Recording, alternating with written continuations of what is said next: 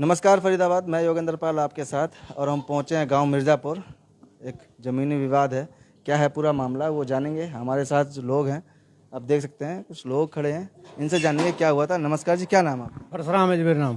परशुराम जी, क्या हुआ है? ये मैंने इनके से 4,71,000 रुपए ले रखे थे, लिखत में थे वो। किससे? विनोद से, किरसन, अजय सिंह, सचिन, 4 आध बंदे हैं। इनने पहले 6 तारीख को मेरा ट्रैक्टर टैंकर छीना, तो मैंने 112 फोन मारा, लेकिन मेरी कोई सुनाई नहीं आई। उसके बाद मैंने 15 एप्लीकेशन लगा रखी हैं, डीसीपी के भी, कमिश्नर के भी, और उसके दो बार सीएम विंडो दबा दी उनने, लेकिन रास्ता निकलना आराम कर रखा हमारा उनने।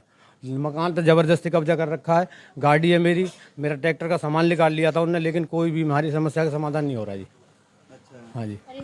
तो रखे हैं। क्या नाम है? मेरा नाम नीतू है जी।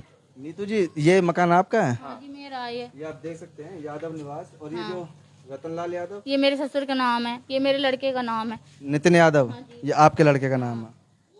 तो ये देख सकते हैं, इस पर बोर्ड भी लगा है कि, और ये 2 मंजिल मकान है।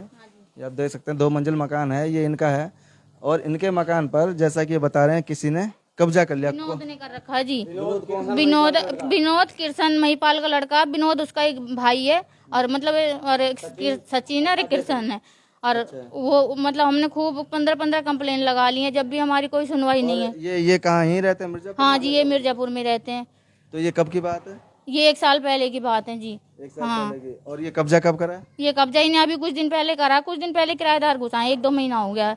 तो कुछ बात क्या थी, किस बात को लेकर ये मैं बता तो रही, हमने पैसे लिए थे, हमने पैसे दिए, पर उनकी विनोद की नजर तो मेरे मकान पे है ना। पैसे सारे दे दिए? पैसे ले दिए सारे। मैंने कि चलो और तुम बता रहे हो तो वो भी देंगे हम, पर हमें टाइम तो दो ना, वो हमें टाइम दे रहे हैं थोड़ा बहुत। मैं कि 1-2 महीना को 6 महीने का टाइम दे दो अगर तुम बता रहे हो तो पैसे। और तो पैसे कैसे, ब्याज पे लिए थे? हाँ, ब्याज पे लिए थे जी, ब्याज पे लिए थे।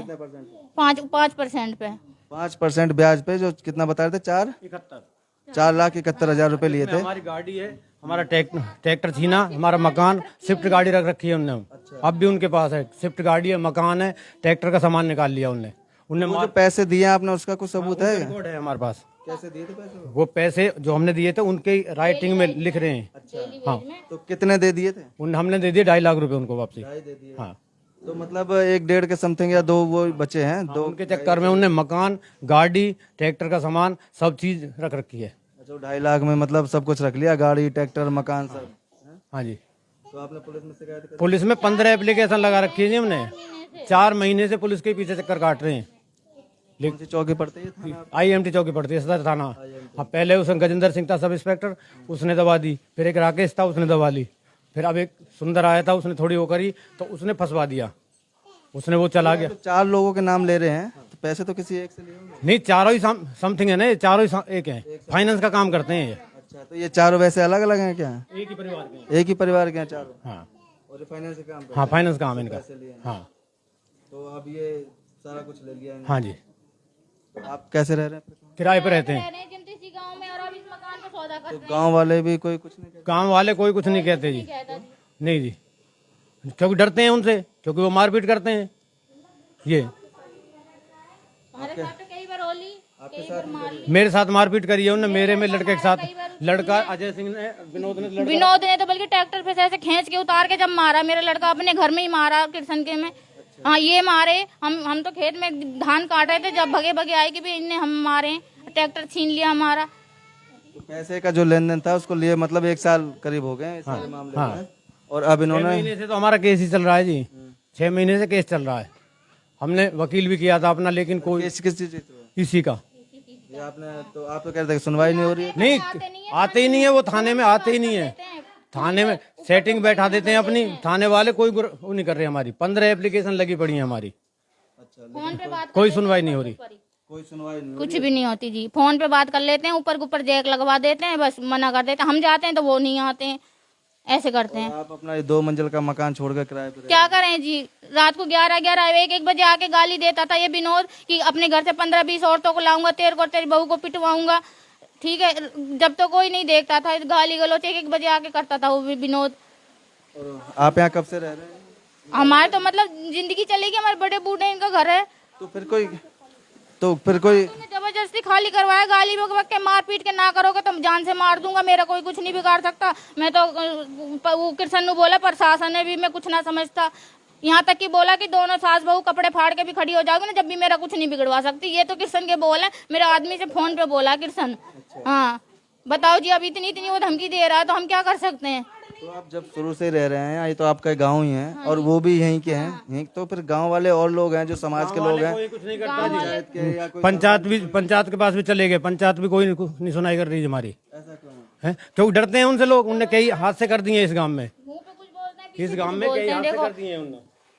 तो अब आप क्या चाहते हो? अब हमारा मकान वापस चाहिए और न्याय चाहिए जी हमें। हमारा मकान मिल जाए, हम ये न्याय चाहते हैं सबसे, हाथ जोड़ के कर पाए कि हमारा मकान दिलवा दो।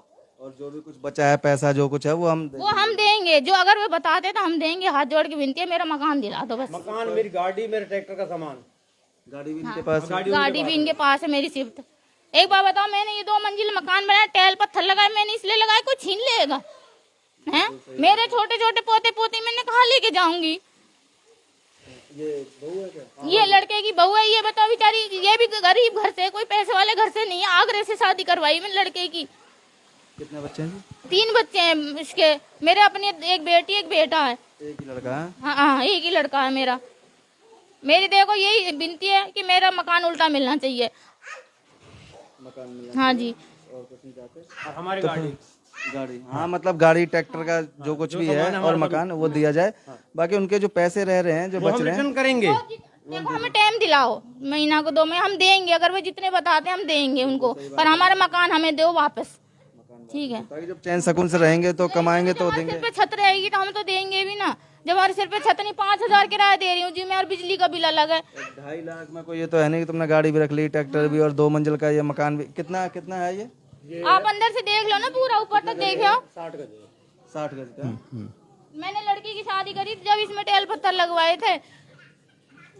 तो फरीदाबाद आप समझ सकते हैं, मिर्ज़ापुर गांव है और मिर्ज़ापुर के अंदर, गांव के अंदर हम खड़े हैं। ये भी यहीं के रहने वाले हैं और जो लोग हैं, जैसा कि ये बता रहे थे, 3-4 लोगों के नाम ले रहे थे, वो भी यहीं के रहने वाले हैं। और उन लोगों से इन्होंने पैसे लिए थे, कोई 1 साल हो गया, और पैसे आधे से भर भी दिए हैं, ब्याज पे लिए थे और अभी भी भर रहे हैं। लेकिन उन लोगों ने इनके मकान पर कब्जा कर लिया, इनकी गाड़ी जो स्विफ्ट है वो भी रख ली, ट्रैक्टर भी, और ये लोग परेशान हैं, बाहर किराए पर रह रहे हैं। और कोई गांव वाला भी है वो भी मदद नहीं कर रहा है, कह रहे हैं कि वो कुछ दबंग लोग हैं जो डर की वजह से कोई भी इसमें आगे नहीं आता। और पुलिस प्रशासन से ये गुहार लगा रहे हैं कि इनके साथ न्याय हो, इंसाफ मिले, इन्हें इनका घर और जो सामान है, गाड़ी ट्रैक्टर, वो भी वापस मिले। जो पैसे हैं वो धीरे धीरे ये दे देंगे, ये बात ये कह रहे हैं। पैसों की जो पैसे हम उन्हें देंगे जी, हाथ जोड़ के कह रहे हैं। अब देखो इसमें किराएदार रह रहे हैं, हमारी आत्मा पे कितना जोर पड़ रहा है कि हमारे मकान में दूसरे रह रहे हैं, हम किराए पे रह रहे हैं। समझ सकते हैं एक परिवार का दुख। तो जोड़ेंगे आपको शहर की ऐसी और महत्वपूर्ण खबरों के साथ। बहुत बहुत धन्यवाद।